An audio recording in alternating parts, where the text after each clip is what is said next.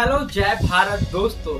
हम जिस देश में रहते हैं यहाँ पर एकता और भाईचारे की बात सबसे पहले आती है। लेकिन अगर आपके पास IRCTC की आईडी है और अपना टिकट आप बनाते हैं और उस दरमियान अगर आपको कोई दूसरा व्यक्ति बोल दे, आपका दोस्त ही बोल दे कि यार मेरा भी टिकट बना दे, तो आपको कतई मना कर देना है कि भैया IRCTC की सुविधा के लिए खेद है, क्योंकि हमारे IRCTC अकाउंट में ही छेद है और ये डाटा है जाता है RPF के पास, उसके बाद हो जाता है मेरा पर्दाफाश। अगर आपके पास IRCTC की पर्सनल आईडी है और आप अपनी टिकट छोड़कर अपने दोस्तों और रिश्तेदारों को भी टिकट बना रहे हैं, तो आपको एक दिन घाटा हो सकता है। RPF आपके पास आएगी, आपका गट्टा पकड़ेगी, आपको उठाकर RPF बैरक ले जाएगी। वहाँ पे आपको 10,000 का जुर्माना और 3 साल तक का जेल भी हो सकता है, तो रहें सावधान। तो आज के इस वीडियो में मैं आपसे बात करने वाला हूँ कि IRCTC की पर्सनल आईडी यूज करने के दौरान आपको कौन कौन सी चीजें ध्यान में रखनी चाहिए। पहले रेलवे की टिकट कुछ इस तरीके से होती थी, चाहे वह राजधानी हो, शताब्दी हो, सबकी टिकट हमें काउंटर से मिलती थी और इसमें seat number, coach number hand written होते थे और ट्रेन के दौरान हमें ट्रेन के बोगी में जाकर खोजना पड़ता था कि हमारी सीट कौन सी है। फिर लंबी लंबी लाइन लगने की वजह इंडियन रेलवे ने एक तरकीब सोची और लेकर आई IRCTC। देख रहे होंगे कि बहुत सारे RPF जगह जगह पर छापा मार रहे हैं, वहाँ से बहुत सारे सिस्टम्स वगैरह उठाकर ले जा रहे हैं। जिस व्यक्ति को पकड़ा जा रहा है उसको ये तक पता नहीं कि आखिर यार मैंने किया ही क्या है। तो अगर आपने IRCTC की आईडी रखी है तो इसको कहते ही गजरा मुराय ना समझे, बहुत ही सलीके से यूज करना पड़ेगा।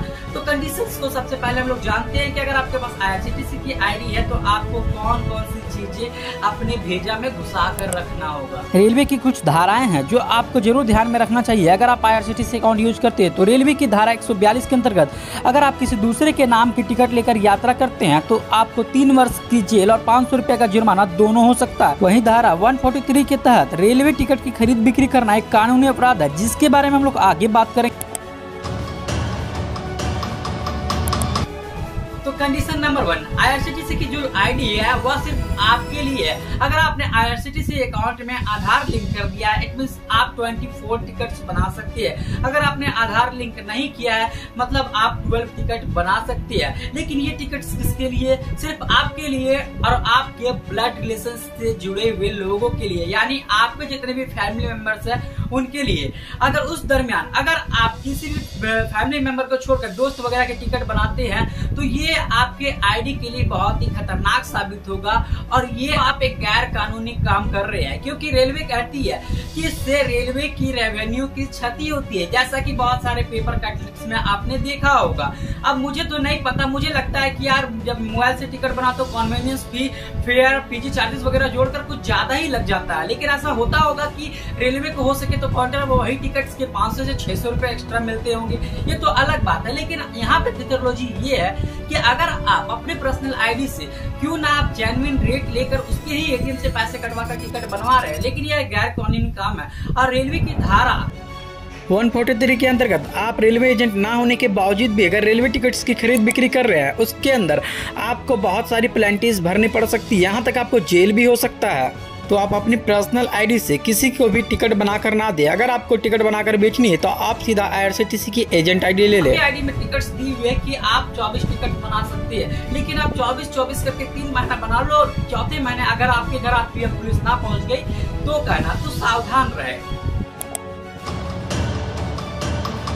IRCTC की एक आईडी है और 1 महीने में आपने आईडी से 24 टिकट कंप्लीट कर लिए। अब आप टिकट तो नहीं कर सकते, उस कंडीशन में आप क्या करेंगे? दूसरी आईडी बनाएंगे, दूसरी आईडी भी फुल हो जाएगी, तीसरी आईडी बनाएंगे, तीसरी आईडी भी फुल हो जाएगी। ऐसे में आप कोशिश करते रहेंगे, लेकिन आप अपनी IP एड्रेस को चेंज नहीं कर सकते। आप जितनी भी आईडी बना ले आपका IP एड्रेस 1 ही होगा। IP एड्रेस जितना भी होगा सब सेम होगा, उसमें से आप पकड़े जाएंगे। तो बस ध्यान ये रखना है कि IRCTC की पहली आईडी जो आपने जिस मोबाइल में खोल रखी थी उस मोबाइल में भूलकर भी दूसरी आईडी लॉगिन ना करे, या तो किसी दोस्त वगैरह को भी अपनी आईडी लॉगिन करने ना दे अपने मोबाइल में। सवाल ये आता है कि ये जितने भी IRCTC वाले हैं, रेलवे वाले हैं, RPF वाले, ये सभी E-टिकट के मत्थे क्यों चढ़े रहते हैं? E-टिकट का मतलब है जो हम लोग मोबाइल से टिकट बनाते हैं, लैपटॉप से टिकट बनाते हैं, इसे हम लोग E-टिकट कहते हैं। और सबसे बड़ी प्रॉब्लम ये आती है, इसका कारण का एनालिसिस किया गया तो ये बताया गया कि जितने भी फेस्टिवल्स होते हैं इन सारे दिनों में ट्रेन फुल चलती है। अब कुछ ई टिकट वाले बंदे क्या करते हैं, कुछ अलग अलग डिफरेंट नेम से टिकट काट कर पहले रख लेते हैं और उस टिकट को ज्यादा रेवेन्यू लेकर लोगों को बेचते हैं ताकि वे यात्रा कर सके, क्योंकि फेस्टिवल वगैरह में ऐसी कंडीशंस आती। तो मेनली वजह यही है जिससे कि रेवेन्यू की क्षति होती है। ट्रेन में टिकट तो मिलती नहीं है, अब लोग ज्यादा प्राइस पर टिकट खरीदते हैं और इसकी शिकायत हमेशा रेलवे को जाती है।